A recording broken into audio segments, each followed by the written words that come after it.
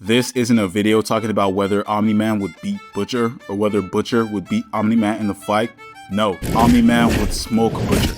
Scratch that. Omni-Man would hands down smoke the entire 7, including Soulja Boy and Stormfront, with no difficulty. Like, bro, did you see what he did to the Guardians of the Globe in like, what, 2 minutes? But this is a video talking about who's a more realistic anti-hero between Omni-Man or Butcher. First off, I would like to tell y'all what an anti-hero is. So I had to use like ChatGPT, but an anti-hero is the main character who doesn't have typical hero qualities like being selfless or noble, but they're still a central figure in the story. So in simple terms, an anti-hero is just someone who does the right thing, but in a messy or flawed way. So yeah, both Butcher and Omni-Man are both anti-heroes in their stories. Then you have the superhero. Historically, this is the ideal man. Think Superman or Captain America. They're self-sacrificing figures who always do the right thing. But on the flip side, you have the villains. In these shows, a villain isn't someone with a cape or a cackle. They're often apathetic about how their actions affect others, psychopathic and narcissistic, much like Homelander.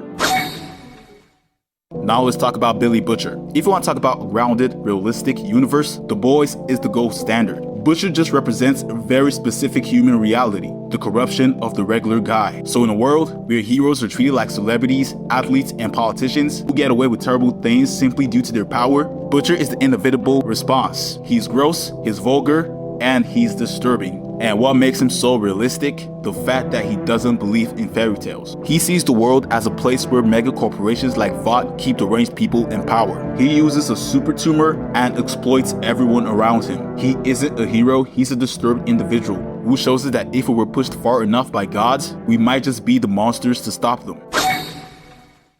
Now let's talk Omni-Man or Nolan Grayson. He's an imperial alien from the Viltrum Empire. He's a world conqueror designed to destroy entire planets, but Invincible uses him to explore the different kinds of realism, the hierarchy of power. Omni-Man is realistic because he represents the unsettling hypotheticals of absolute power. He reflects on the reality of heroes when they are given incredible power and influence. And in the end, both shows argue the same thing. But if I had to pick, Butcher feels like the man we would become, while Omni-Man feels like the god we would be. Thanks for watching.